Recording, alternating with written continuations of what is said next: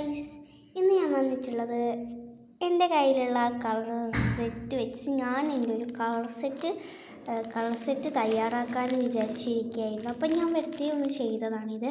അപ്പോൾ ഈ ചെയ്യുന്ന വീഡിയോ ഉണ്ടല്ലോ. ആദ്യം വേണ്ടത് ഇതുപോലത്തൊരു കവറാണ്, പ്ലാസ്റ്റിക് കവറാണ് കേട്ടോ ഞാൻ എടുത്തിട്ടുള്ളത്. ഫസ്റ്റ് ഞാനിതിൽ Tom and Jerry multi colouring ബുക്കാണ് ഇടുന്നത്. കുറച്ച് വലിയതാണ്, അതിന് സൈസിനൊത്ത കവർ തന്നെ വേണം. അടുത്തത് വെഹിക്കിൾ കോപ്പി കളറിങ് ബുക്കാണ്. അടുത്തതെന്ന് പറയുന്ന ഒരു മാജിക് സ്ലേറ്റ് എന്ന് പറയുന്ന ഒരു സംഭവമാണ്.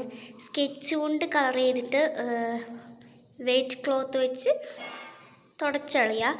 ബാർബി ഉണ്ട്, യൂണിക്കോൺ ഉണ്ട്, ഉള്ളിൽ ഡോറ ബൂജി, സ്പൈഡർമാൻ. ബുക്സ് ഇത്രയേ ഉള്ളൂ. ഇനി കളേഴ്സ് നോക്കാം. ബ്രഷ് പെൻസാണ് 40 കളേഴ്സ്.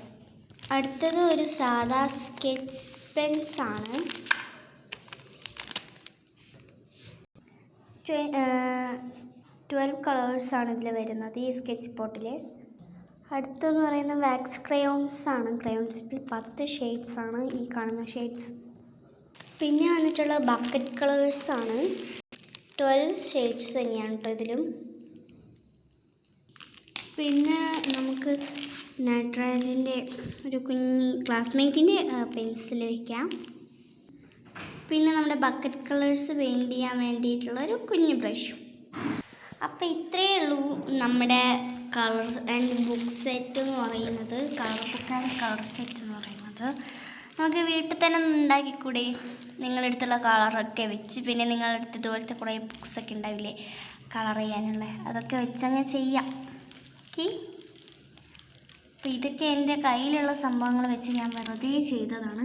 പിന്നെ ഇതിലൊരു ഇറേസർ, ഷാർപ്നർ അതൊക്കെ വെക്കാം കേട്ടോ. പിന്നെ വേണമെങ്കിൽ പേപ്പേഴ്സ് എല്ലാം വെക്കാം.